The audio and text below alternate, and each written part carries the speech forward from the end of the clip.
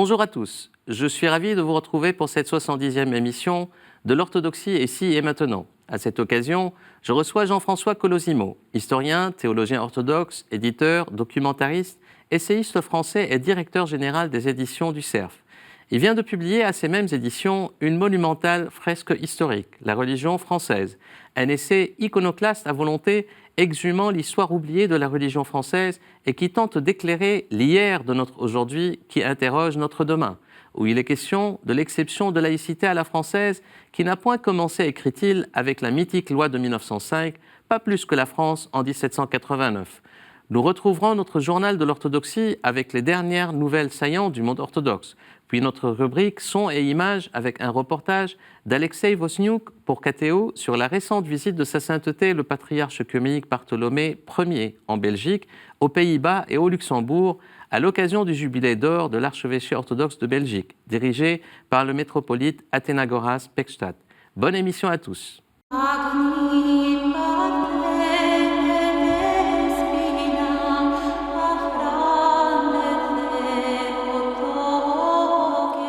Belgique, visite du patriarche œcuménique de Constantinople, Bartholomée Ier, aux Pays-Bas, en Belgique et au Luxembourg, en novembre dernier, à l'occasion du jubilé d'or marquant les 50 ans de l'archevêché orthodoxe de Belgique et de l'exarcat des Pays-Bas et du Luxembourg dans la juridiction du patriarcat œcuménique. Au programme, plusieurs rencontres officielles avec les plus hautes autorités politiques et religieuses de ces pays, ainsi que les évêques orthodoxes qui y œuvrent. Azerbaïdjan, visite du patriarche Kirill de Moscou à Bakou, où il a célébré le 14 novembre dernier un office d'intercession sur les fondations de la chapelle de l'apôtre Barthélemy, située au pied de la tour de la Vierge dans la capitale azérie, où, selon la tradition, en l'an 71, Barthélemy, un des 12 apôtres du Christ, fut martyrisé. Russie, à Moscou, le patriarche Kirill a reçu du 1er au 5 novembre une délégation de clercs et de laïcs conduite par Monseigneur Jean de Doubnin, où ce dernier, suite au changement de juridiction du patriarcat œcuménique au patriarcat de Moscou, a reçu la Gramota, la lettre patriarcale et synodale du patriarcat de Moscou, confirmant le rattachement de l'archevêché orthodoxe russe de la rue d'Aru au patriarcat de Moscou. Pendant ce séjour, Monseigneur Jean a été élevé le 3 novembre au rang de métropolite par le patriarche Kirill. Patriarcat d'Alexandrie, après avoir reconnu finalement la nouvelle église autocéphale, érigée par le patriarcat de Constantinople en Ukraine en désaccord avec l'église russe, le patriarche Théodore II d'Alexandrie a rencontré le primat de l'église de Grèce, Jérôme, qui avait fait de même avant lui. L'église russe a de ce fait rompu la communion avec les deux primats de Grèce et d'Alexandrie. Le patriarche Théodore II, qui avait rencontré également à Athènes le premier ministre grec Kyriakos Mitsotakis, a commémoré lors d'une concélébration avec le métropolite Athanasios de Limassol à Chypre, Épiphane de Kiev, provoquant ainsi un incident avec l'église de Chypre qui n'a pas pris position sur la reconnaissance de ce dernier. En Syrie, à Damas, le patriarche Jean X d'Antioche a commémoré le jubilé d'or du département des relations écuméniques et du développement du patriarcat d'Antioche et a présidé un office d'action de grâce à l'occasion du centenaire de la communauté hellénique à Damas. Serbie, à Belgrade, le 11 novembre dernier, le patriarche Irénée de Serbie a reçu, en la résidence patriarcale de Belgrade, l'ambassadeur des États-Unis pour la liberté religieuse internationale, Sam Brownback, qui devait rencontrer aussi le métropolite du Monténégro Amfiloque à Podgorica. À Belgrade, toujours, a été commémoré également le 10e anniversaire de la dormition du patriarche Paul de Serbie en 2009. Un livre en français publié par le diocèse serbe en Europe occidentale retrace l'itinéraire de ce grand patriarche serbe reconnu comme saint par bon nombre de Serbes. Géorgie, le patriarche de Géorgie proteste auprès du patriarche de Moscou au sujet de l'envoi d'aumôniers militaires de l'Église russe en Abkhazie et en Ossétie. Au Mont Athos, le nouveau gouverneur civil de la Sainte Montagne, Athanasios Martinos, a été officiellement reçu à Karies, qui est la capitale administrative du Mont Athos, par la gouvernance de la Sainte Montagne, composée de représentants des 20 plus grands monastères de la presqu'île. En France, à Paris, le métropolite Emmanuel de France a présidé l'office en l'occasion de la fête nationale grecque, le 28 octobre dernier, en la cathédrale Saint-Stéphane, où il a ordonné prêtre le diacre Anton Geliasov, d'origine biélorusse. Publication, il est important de mentionner la publication par les éditions Pectasis, le Corpus Canonum de l'Église, 1er-9e siècle, les textes des saints canons ecclésiaux, un ouvrage de référence sous la direction de l'archimandrite Grégoros Papathomas. Feu Jean-Louis Pallierne a apporté une contribution capitale à cette traduction française, révisée à partir du texte original grec qui présente les textes en grec et en français, et par la suite, sa fille Catherine a travaillé sur ce texte. Parution du dernier numéro de la revue Contact, revue française de l'orthodoxie, consacrée au texte du colloque qui s'est tenu les 17 et 18 mai 2019 à Saint-Serge, à l'occasion du 10e anniversaire du décès d'Olivier Clément, et portant sur son œuvre théologique. Autre publication aux éditions Cerf, Vatican, la fin d'un monde de Henri Tinck, l'ancien chroniqueur Religion du monde. Saint-Siméon, le nouveau théologien, aux éditions Apostolia. Le calendrier de l'Avent, Saint-Nicolas et Noël, racontés aux enfants, des publications de la Fraternité orthodoxe en Europe occidentale. L'icône, tradition et modernité, une exposition d'icônes de la paroisse bulgare à Paris qui se tient à l'Institut culturel bulgare jusqu'au 30 décembre 2019. L'émission Orthodoxie, diffusée sur France 2 tous les 3 dimanches, a célébré son 55e anniversaire par une émission spéciale conçue à cet effet à partir des archives. À Paris, important de signaler que Nikita Krivosheïn a été décoré de l'ordre du Saint-Prince Daniel de Moscou du grade 2 par le métropolite Antoine de Chersonèse à la cathédrale des Trois Saints-Docteurs, à la rue Pétel, Paris 15e. Son épouse, Xenia Krivosheïn, spécialiste de la vie et des œuvres de Sainte-Marie Skopskov, vient de publier la traduction française attendue de son ouvrage « Des bulbes d'or dans le ciel de Paris », le berceau de l'orthodoxie au centre de l'Europe, portant sur la cathédrale russe de la Sainte Trinité au Quai Branly. Et tout de suite, l'interview.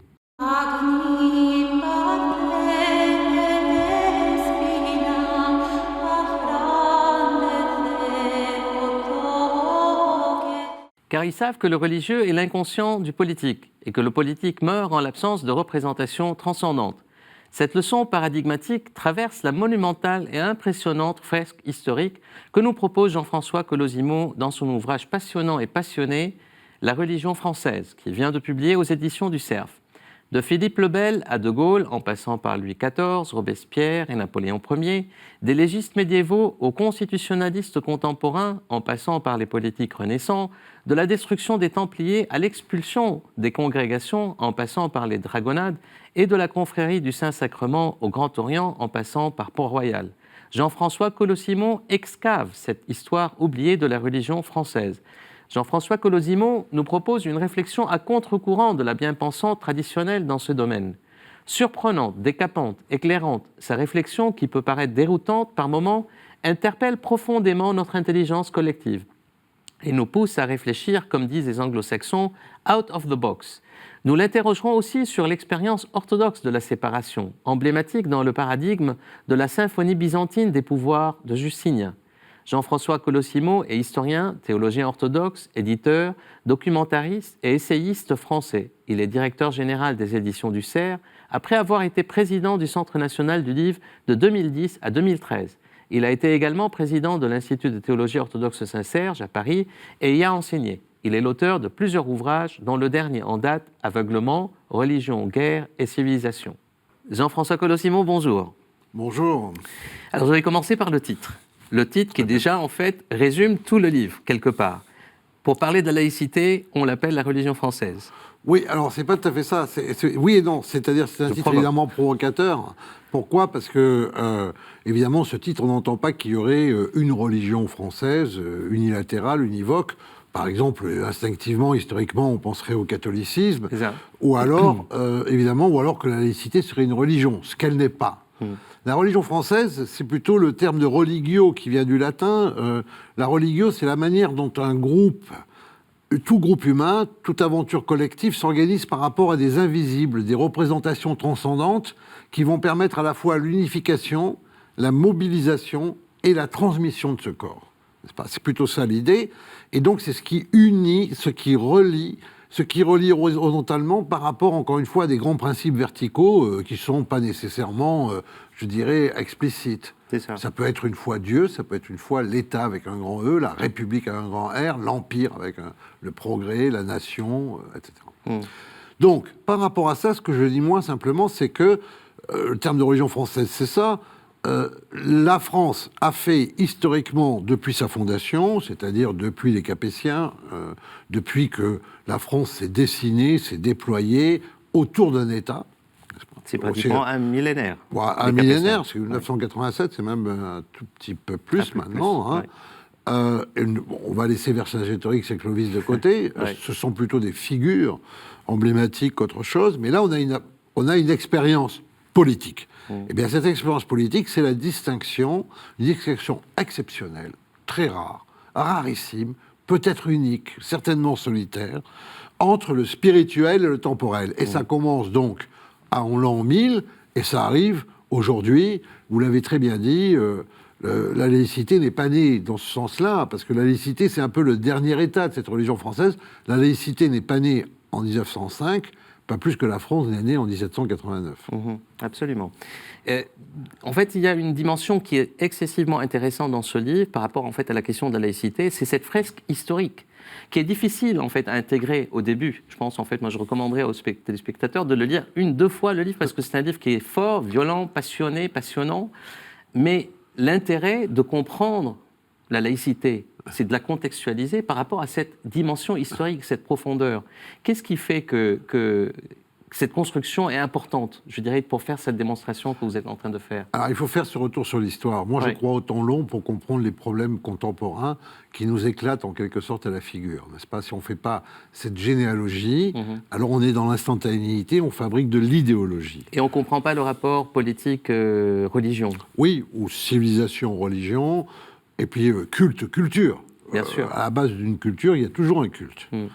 Donc, essayons de faire un exercice d'anamnèse, comme disait Platon, de réminiscence, de retrouver un peu de mémoire un peu plus longue. Alors, qu'est-ce qui se passe? C'est très simple. Lorsque cette France apparaît, l'Europe occidentale, elle est dominée par le pape et l'empereur. On y reviendra tout à l'heure. L'Europe orientale, elle est dominée par aussi l'empereur et le patriarche. C'est un modèle symphonique entre deux pouvoirs. En Occident, de par le fait que l'empereur Constantin est parti s'établir en Orient et qu'un nouvel empire est apparu avec Charlemagne, le rapport est plus contradictoire. Alors, le pape dit « je détiens les deux glaives ». Le spirituel, le temporel, je le délègue à l'empereur, et derrière l'empereur, il y a à peu près tous les princes, les autorités, les rois. La France dit non. La France dit non à ça. Elle dit non parce qu'elle ne veut pas être soumise. Donc elle ne veut pas être plus soumise au pape qu'elle ne l'est à l'empereur. Donc c'est un autre paradigme que la France... Ça va être un paradigme. C'est le royaume biblique d'Israël. C'est-à-dire dans la Bible, Israël est un royaume qui ne se soumet qu'à Dieu. La monarchie de droit divin, c'est ce que ça veut dire. Ça ne veut pas dire que le roi se prenne pour un avatar de Vishnu. Ça veut dire qu'en fait, il doit de compte à aucune puissance terrestre. Et qu'il ne doit son pouvoir à personne, et donc il redemeure insoumis. C'est la France insoumise, si vous préférez, mais d'une autre manière, évidemment, qu'on ne l'entend aujourd'hui. N'est-ce pas? Et en fait, qu'est-ce qui va se passer malgré tout? Le roi ne doit rien à personne, il ne doit de compte qu'à Dieu, mais en même temps, il reconnaît que le pape a un certain magistère. Et donc, il dit au pape, mais c'est très bien, tu t'occupes des affaires spirituelles, ce n'est pas notre domaine. Nous sommes dans la finitude, nous sommes dans l'épaisseur matérielle de l'histoire, nous sommes dans le poids du sang aussi, parfois, malheureusement, dans les guerres et l'épée, dans la vie périssable. Donc tu t'occupes de l'éternité, mais simplement comme tes décisions spirituelles ont une influence sur le temporel dont nous sommes responsables, eh bien on va les contrôler et les surveiller, non pas en elles-mêmes, parce que l'État en France ne sera jamais théologien, mais dans leurs effets temporels. Et c'est une invention extraordinaire qui va passer par ce mot un peu barbare qui fait cuistre, la pontificalisation de la monarchie française. Alors c'est quoi, en fait? C'est comment dupliquer, je dirais, une religion civile sur les symboles un peu d'une religion... Alors, c'est pas... ça pourrait être une religion civile, mais je dirais c'est un peu moins agressif que ça. C'est que, vous savez, moi je suis né à Avignon, donc c'est une histoire qui est la nôtre. Avignon, c'est très emblématique parce qu'on commence par Avignon, en fait, dans le livre. C'est à la fois la tour du roi et puis en fait le palais des papes. C'est les deux... La tour Philippe le Bel et le palais de... C'est les deux fondements là, de la démonstration. Bien sûr. Alors, qu'est-ce qui se passe? L'empereur va essayer de s'arroger les attributs du pape. Par exemple, c'est la fameuse querelle des investitures sur les évêques. Le roi de France ne va pas faire ainsi. Il va en fait absorber les attributs du pontificat suprême dans son propre exercice, mais son exercice qui se reconnaît, qui est consciemment fini, limité à la France, à l'histoire et aux politiques. Alors, c'est quoi ces attributs? D'abord, c'est la souveraineté. Le souverain pontife, il est souverain par définition. La France sera souveraine. La deuxième chose, c'est que le souverain pontife dispose d'un clergé.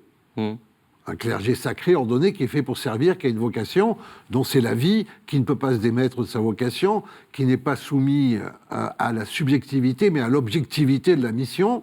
La France va créer un clergé, ce sont les clercs, qui ont aussi un office, comme chez les moines.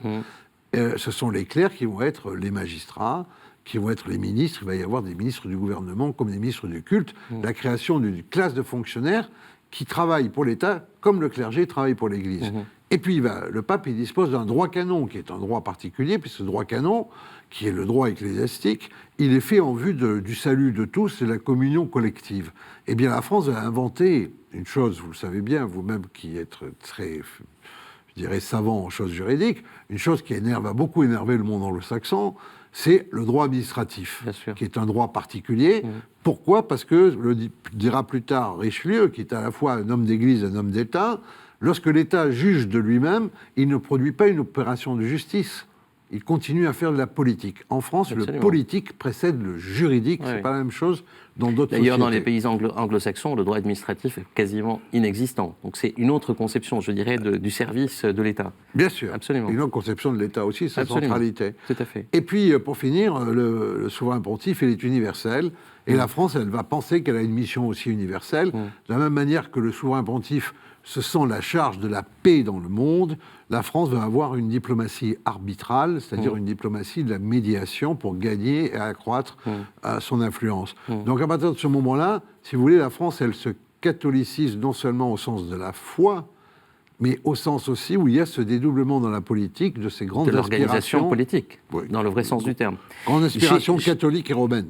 Alors, le code justinien, ça remonte en fait, parce que dans la théologie orthodoxe, en fait, dans la présentation, je dirais, de la notion, de la conception du pouvoir chez les orthodoxes, il y a toujours cette fameuse théorie de la symphonie byzantine. Et je vais dire en fait quelque chose qui est écrit dans le code de Justinien. L'empereur dit: je reconnais deux autorités, le sacerdoce et l'empire. Le Créateur a confié au premier le soin des âmes, le second l'autorité temporelle. Pour que le monde soit prospère, il faut que ces deux autorités vivent en paix. Benoît XVI, en 2015, il écrit ce qui suit: la saine laïcité signifie libérer la croyance du poids de la politique et enrichir la politique par les apports de la croyance, en maintenant la nécessaire distance, la claire distinction et indispensable collaboration entre les deux. Est-ce que ces deux conceptions se rejoignent quelque part? Est-ce qu'aujourd'hui, on n'est pas en panne de laïcité par rapport à ces deux conceptions? Alors, on est en panne de laïcité. Moi, je pense que la première conception, la conception dite byzantine, qui est dénoncée souvent en Occident comme césaropapiste, alors que le césaropapisme a plutôt été une réalité occidentale. Le problème de la conception byzantine, c'est qu'elle nécessite véritablement un cadre impérial, c'est-à-dire une projection quasiment mondiale, un œcumène, n'est-ce pas?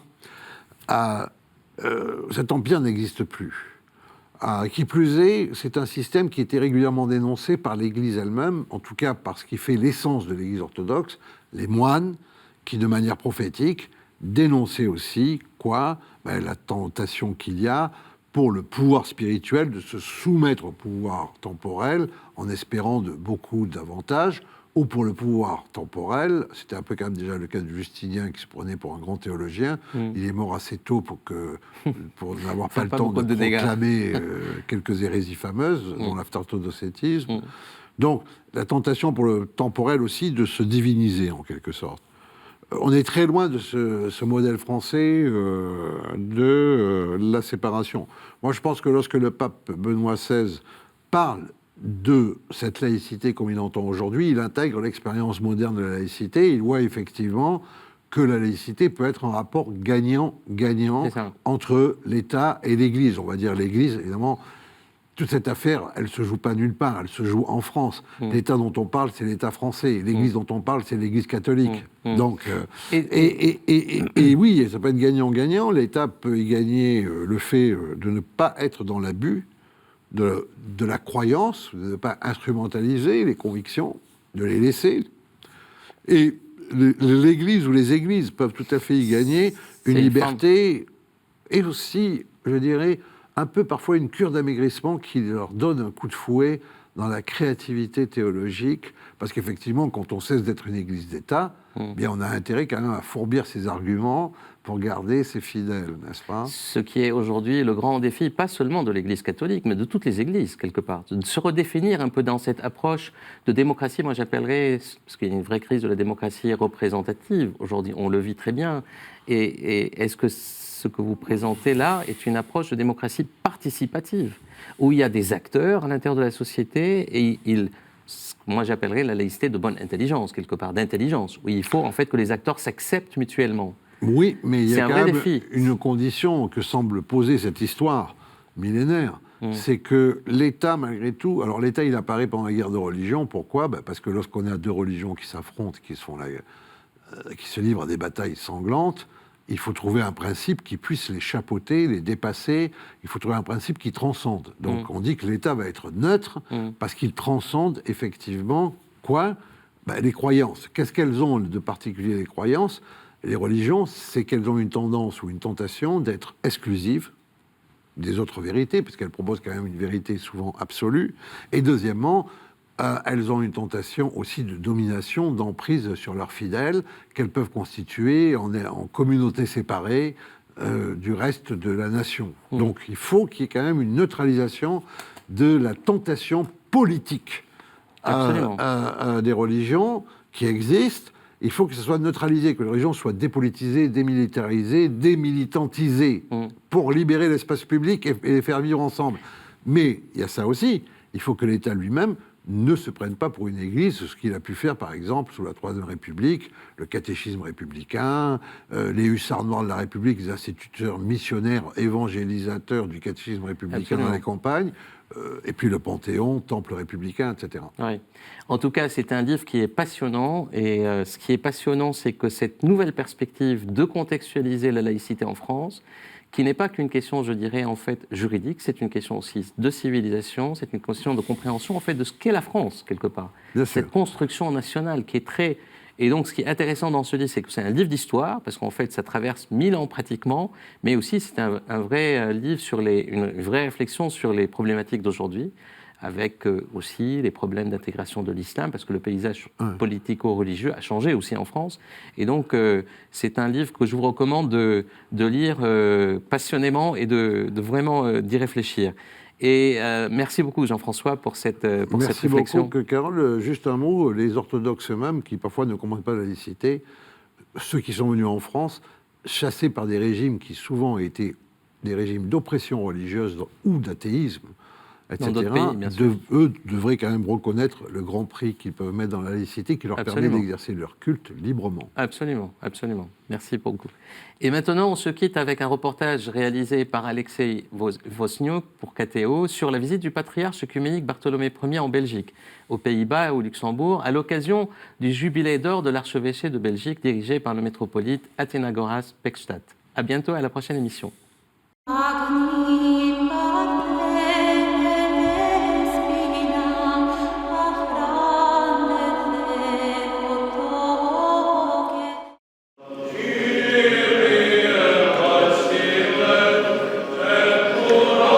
Une rencontre exceptionnelle attendait les fidèles orthodoxes de Belgique ce dimanche 10 novembre. Le patriarche œcuménique Bartholomé a présidé, en concélébration avec plusieurs hiérarques orthodoxes, la divine liturgie dans la cathédrale des Saints Archanges de Bruxelles.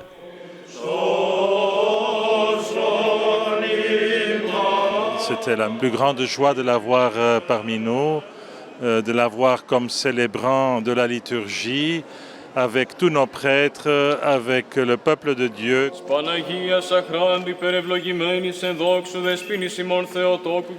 En 50 ans, l'archevêché a connu des évolutions notables. Si au départ il s'agissait d'une petite communauté orthodoxe d'ouvriers grecs, venus sur invitation du pays belge, c'est aujourd'hui une église présente dans tous les pays de Benelux, qui compte environ 100 000 personnes. De nombreux fidèles sont venus pour écouter le message du patriarche. En fait, on attend vraiment d'entendre sa parole et d'écouter son message de joie et d'espoir, que la paix reviendra, qu'il n'y aura pas de schisme, il n'y aura pas de désaccords dans les églises, mais qu'on sera vraiment unis en orthodoxie, mais aussi avec nos autres frères. Nous devons être de nous montrer proches de chaque être humain qui a besoin de notre aide. Une place particulière est donnée aux représentants de l'Église catholique.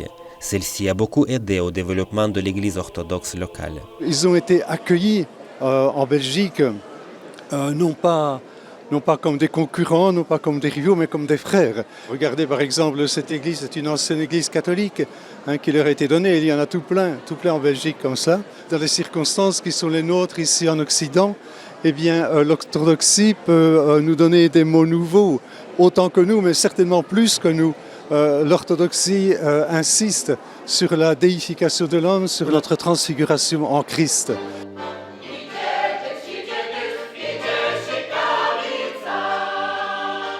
Après la liturgie, les jeunes et moins jeunes fidèles des différentes paroisses de l'archevêché ont préparé un concert interculturel de danse et de chant afin de saluer leur patriarche. J'invite tous les gens qui sont d'origine chrétienne à venir nous rejoindre parce que l'église orthodoxe est une église ouverte qui invite aussi les catholiques, les protestants, les musulmans aussi, pourquoi pas. Tout le monde sont les bienvenus dans notre église, parce que le Christ est pour tous.